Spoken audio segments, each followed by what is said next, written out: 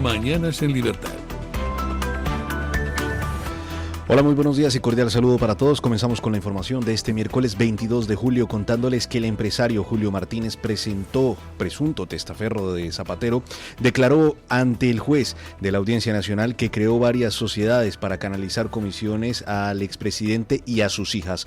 Confirmó que Análisis Relevante SL no tenía actividad real y era una sociedad instrumental para pagar al entorno de Zapatero 490.000 euros al propio expresidente y 240.000 euros a Wadefaf, la empresa de sus hijas Laura y Alba, que presuntamente maqueteaban informes que luego dejaron de hacer, pero siguieron cobrando. Martínez también ratificó que cobró una comisión del 1% por el rescate de Plus Ultra, los 53 millones que el gobierno concedió a la aerolínea durante la pandemia, pese a no cumplir los requisitos legales. Fue Zapatero quien lo puso en contacto con los directivos de Plus Ultra y quien medió en el rescate, siendo Delcy Rodríguez su principal interlocutora venezolana. Toda la estrategia apunta a un frente común de colaboración con la Fiscalía Anticorrupción. Martínez, Plus Ultra y sus directivos se han aliado para señalar directamente al expresidente, siguiendo el modelo de Víctor de Aldama en el caso Mascarillas. Eso que se conoce ahora mismo como la vía Aldama, y es que hay muchas personas que ya hablan directamente de cómo el que colabora con la justicia sale beneficiado, sale premiado. Pero tal y como les contábamos nosotros hace mucho tiempo, lo importante no es solo saber, como dice el refrán, que si el río suena agua lleva, sino que hay que conseguir probarlo. Y este es un paso fundamental, tal y como adelantaba ya en su escrito de defensa, presentado ante el juez, el propio Julio Martínez, Julito, atención porque hay dos Julios, Julio Martínez Sola y Julio Martínez. Este, por así decirlo, es el amiguísimo de Zapatero, testaferro y pagador de Zapatero. Pues al final ha terminado tirando de la manta de la Audiencia Nacional, ha delatado a José Luis Rodríguez Zapatero, el expresidente socialista, y ha explicado que era la raíz, el ideólogo, el líder de todas estas gestiones que la compañía aérea Plus Ultra hizo para recibir ese rescate de los 53 millones de euros. Y además ha sido tan concreto, diciendo que pagaba, por así decirlo, un sueldo mensual de 5.000 euros, que se pagó durante muchísimo tiempo, y luego, además, hizo una aportación de un 1% del rescate, que eso es lo que pidió directamente Zapatero, pese a haber declarado Zapatero que ni conocía ni que había realizado ninguna gestión con la aerolínea. Lo de no conocer a sus dueños era bastante interesante porque consta ahora no solamente mensajes, sino reuniones. Y de hecho consta como el ex líder socialista es la persona que le puso en contacto con el propio Julio Martínez Sola. Los dos Julitos se conocieron a través de Zapatero. Ha hablado de viajes a Venezuela, de cómo se puso en contacto con Delcy Martínez porque se la presentó directamente José Luis Rodríguez Zapatero. Y aquí está una de las claves. ¿Creen ustedes que Julito Martínez habría conseguido hacer todo esto si no hubiera sido por Zapatero? Pues esta es una de las claves de la corrupción. Igual que nosotros lo planteábamos el otro día en el caso del hermano de David Sánchez. ¿Creen ustedes que David Sánchez habría conseguido esa plaza en la Diputación si no hubiera sido por obra y gracia de su hermano, del hermanísimo? ¿Creen ustedes que Begoña Gómez habría empezado a hacer todos esos trámites, qué sé yo, en la cátedra con Carlos Barrabés, etcétera, en la ONU directamente, en la Organización Nacional Internacional del Turismo, en fin? ¿Todas estas cosas las habría hecho Begoña Gómez por sí misma si no hubiera estado casada con Pedro Sánchez? Pues en fin, esta es la cuestión que ponemos encima de la mesa y que sobre todo viene a ratificar lo que ha dicho Julio Martínez, que cobraron una comisión del 1% porque se lo dijo el propio José Luis Rodríguez Zapatero, que Zapatero fue quien fijó los pagos de la mordida. ¿Cómo se iban a canalizar esos pagos de la mordida? A través de esa sociedad Análisis Relevante, que se iban a dilatar para no levantar sospechas, ¿no? Que en un primer momento dijo, oye, vamos a esperar un poquito para que esto no nos pillen. Y es que encima, lo que ha dicho Julio Martínez es muy serio, que hay vinculaciones directas con Venezuela, con China y con Emiratos Árabes Unidos. Hemos empezado con el tema de la aerolínea, pero ha dicho Julio Martínez que no solo les puso en contacto con Plus Ultra, sino también con otras muchas personas, y puede abrirse muchísimas otras tramas. Lo importante aquí es que se llegue hasta el final. De todo lo que ha dicho Julito Martínez, que sigan tirando de la manta. Y atención a lo que les habíamos contado antes, esa estrategia de defensa conjunta de los directivos también de Plus Ultra, que han presentado un escrito al mismo tiempo y así lo habían pactado para que ninguno tuviera por así decirlo, ninguna preferencia, ¿no? Ninguna ventaja a la hora de ser beneficiados por la justicia. Estrategia conjunta que preocupa muchísimo en Moncloa, porque el gobierno de Pedro Sánchez siempre ha seguido apoyando a Zapatero, dándole de una manera vehemente su confianza, diciendo que, bueno, que ellos querían la versión de Zapatero, porque es evidente que no tienen otra salida. Porque el heredero político directo de José Luis Rodríguez Zapatero es Pedro Sánchez. Y claro, aquí la clave está en que si no se sanciona directamente a esa persona que se ha dejado influir presuntamente por ese tráfico de influencias, que es a José Luis Rodríguez Zapatero, si no se le aparta de la militancia, lo que se da a entender es que, en fin, están apoyando todos sus tejemanejes. Y sobre todo tengan en cuenta que si dejan de apoyarle, se cae todo el castillo de naipes. Porque Pedro Sánchez fue el que concedió ese rescate. Porque lo pidió Zapatero. Y están obligados, entre comillas, a no admitir que habrían incurrido en un delito de prevaricación al aprobar un multimillonario rescate a esa aerolínea, a la aerolínea Plus Ultra, que posteriormente vimos que era una compañía sin valor estratégico alguno para los intereses generales en España y que costó 53 millones de euros.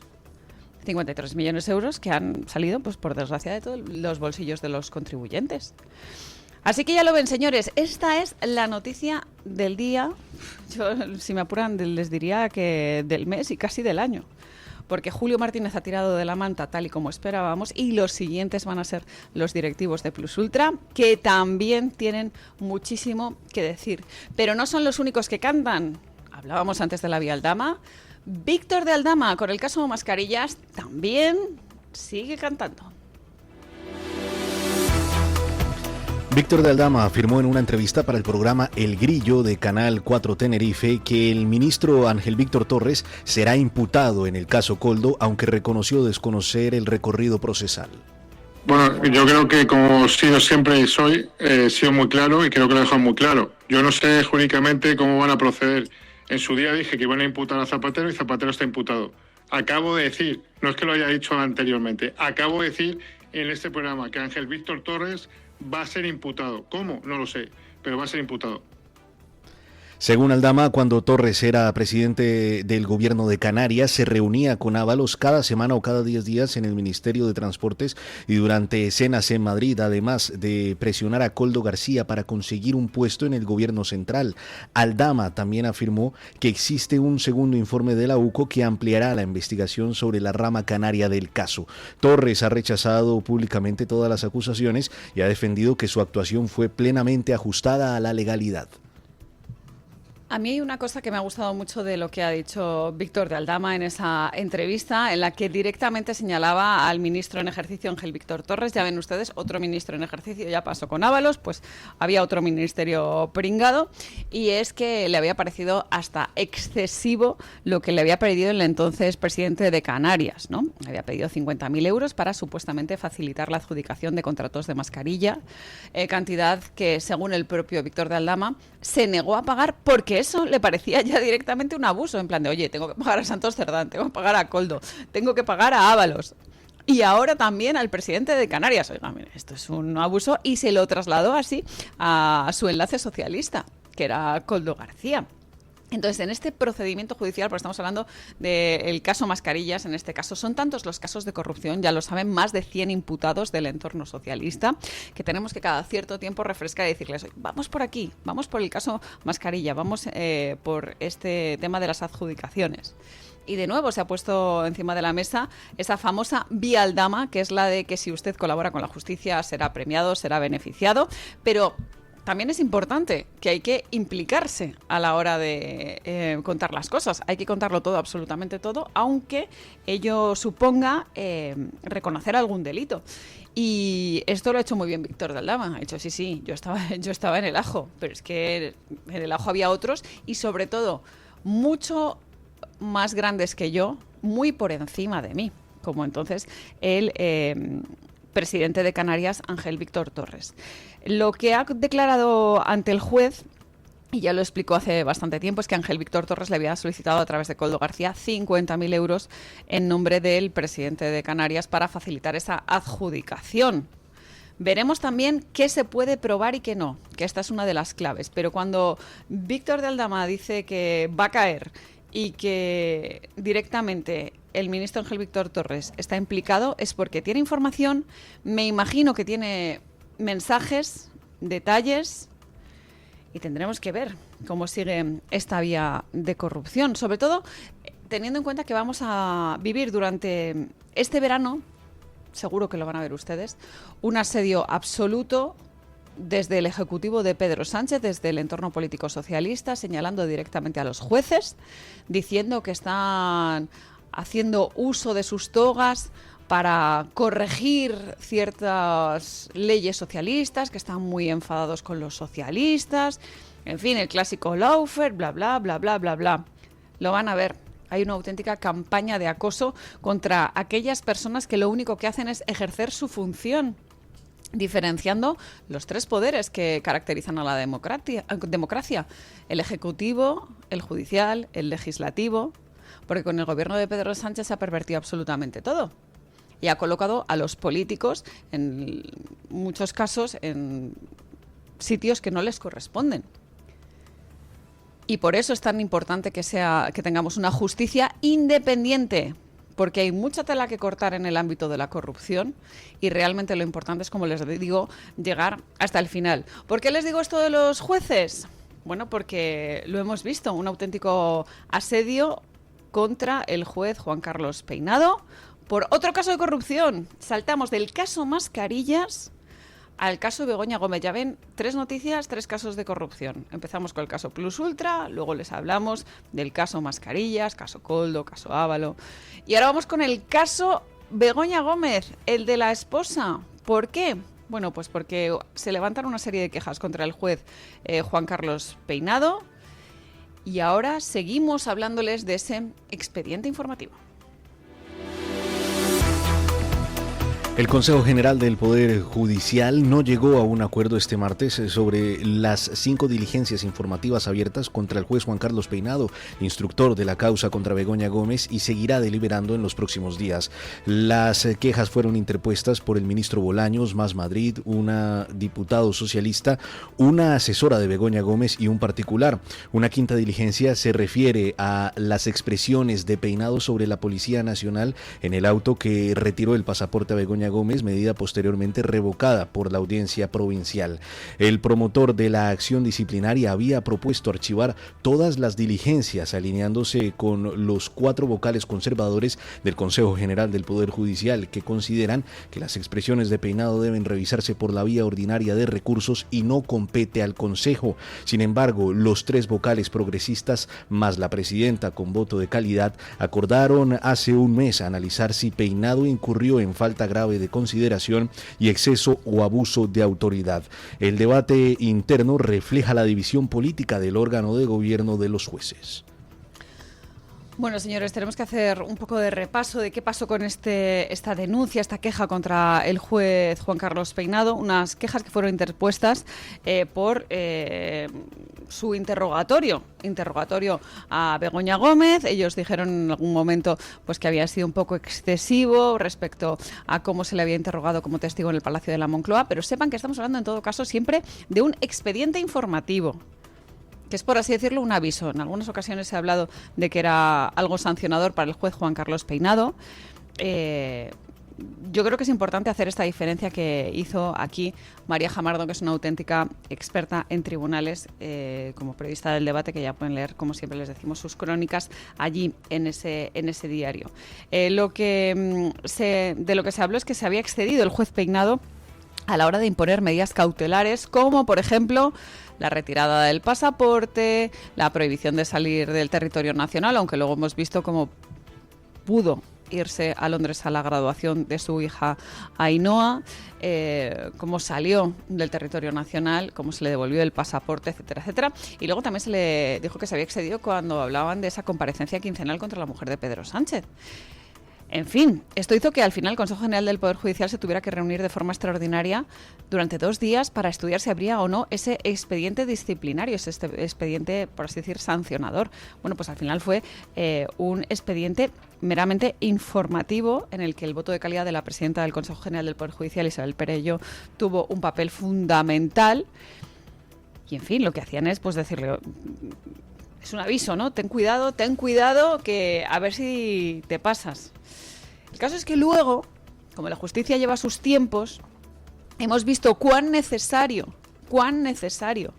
era que el juez Juan Carlos Peinado tuviera controlado a Begoña Gómez y a todos sus secuaces, por así decirlo, porque aquí estaba involucrada directamente Cristina Álvarez, la asesora, y hemos visto cómo directamente el gobierno lo que ha hecho es respaldar todo lo que hacía la mujer de Pedro Sánchez en el Palacio de la Moncloa, excediendo sus funciones, que ya les digo que ni siquiera tiene atribuidas funciones lo que sería la primera dama en nuestro país.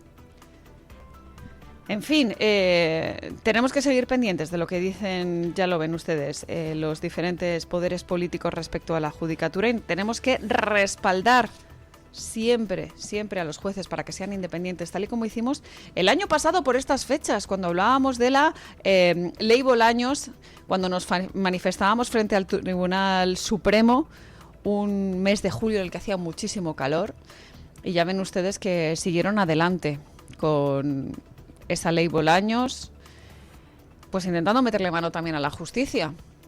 Por eso es, como les digo siempre, tan importante esa rebelión cívica, que sea un clamor para que siga habiendo independencia judicial, para que todos los ciudadanos estemos seguros, sabiendo que la justicia es independiente y que no va a haber injerencias políticas, tal y como parece que hay.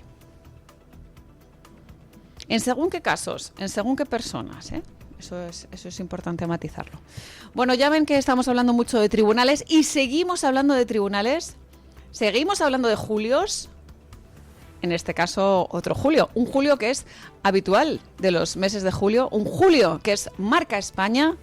Hablamos nada más y nada menos que de don Julio Iglesias. Julio Iglesias presentó una demanda en el Tribunal Supremo contra la vicepresidenta segunda y ministra de Trabajo, Yolanda Díaz. En dicha demanda, el cantante reclama 50.000 euros por presunta intromisión en su honor. La demanda llega después de que Yolanda Díaz acusara públicamente al cantante de someter a sus trabajadoras a abusos sexuales y de tenerlas en una situación de esclavitud. Pues señores, Julio Iglesias de nuevo a la palestra por una serie de cosas que dijeron según qué periodistas, y entre ellos el director del diario.es, Ignacio Escolar, su subdirectora María Ramírez, que es la hija de Pedro J. Ramírez, y otros periodistas encargados de una investigación en la que se hablaba de que Julio Iglesias había acosado a una serie de mujeres, bla, bla, bla, bla, bla, bla, bla, bla.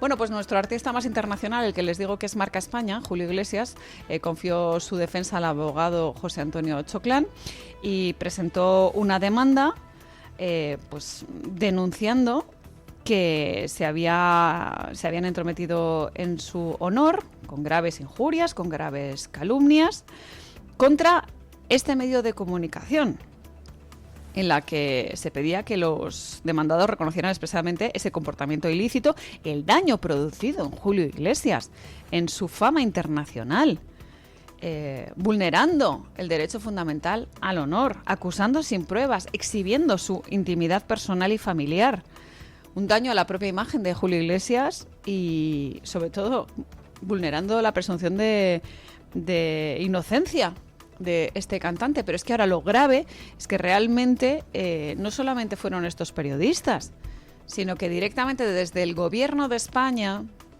desde el gobierno, se señaló a Julio Iglesias a través de Yolanda Díaz. Y esto es una cuestión gravísima.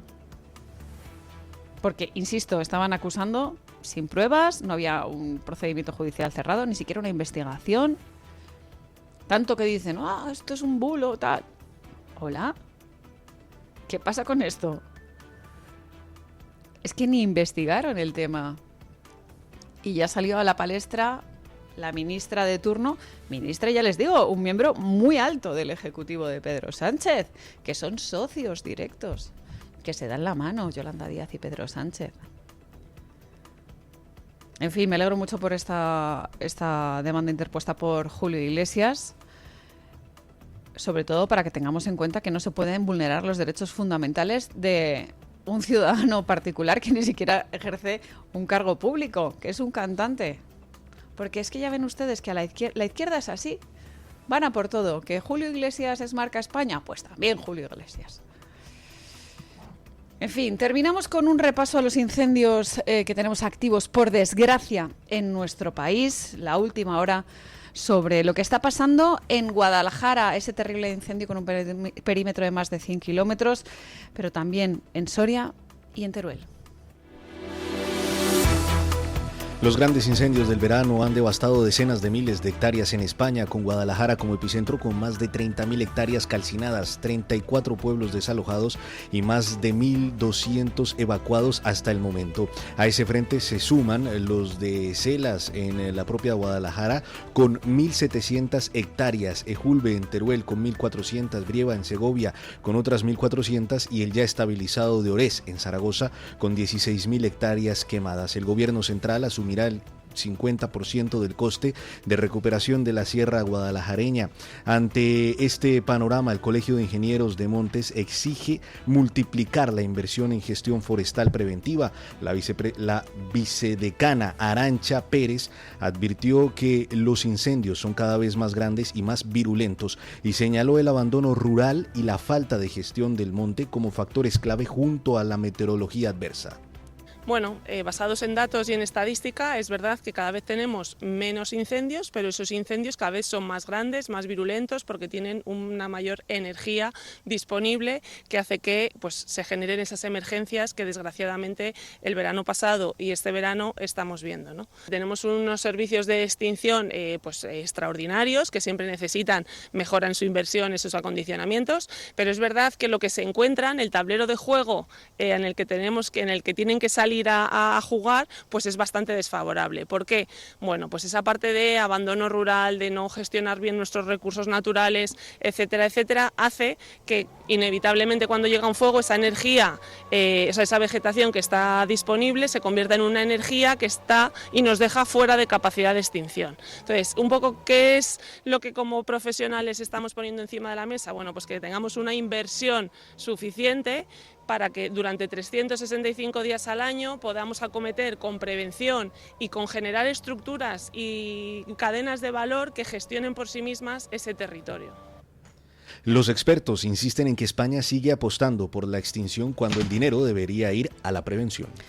Esto lo hemos dicho nosotros también hace mucho tiempo, que los incendios se apagan en verano, pero hay que prevenir en invierno. Se apagan con maquinaria, no con agua, haciendo cortafuegos y sobre todo cuidando el campo con una buena gestión forestal, buena gestión agronómica, desbrozando, quitando las malezas, y que sepan ustedes que hay leyes ideológicas que causan muchísimos daños, como por ejemplo esas leyes en torno a la sostenibilidad medioambiental, lo que promulga la Agenda 2030. Pues eso está causando esos incendios, que muchas veces se señala al cambio climático, la sequía. Pues sepan que paradójicamente lo que está creando estos incendios a veces es el exceso de lluvia, que hace que crezcan las malezas, que esté altísimas las malas hierbas, por ejemplo, de las cunetas, y que como no se cuidan, pues termina saltando una chispa y acabando absolutamente con todo. Ya les digo, durante el día de hoy vamos a estar muy pendientes de lo que está pasando en esos incendios que, por desgracia, continúan activos. Hay 30.000 hectáreas quemadas en Guadalajara, con evacuaciones en Teruel y en Segovia, con una nueva jornada de alerta máxima por esos fuegos que, como les digo, siguen activos, y esa ola de calor clásica de estas fechas de la canícula, del 15 de julio al 15 de agosto.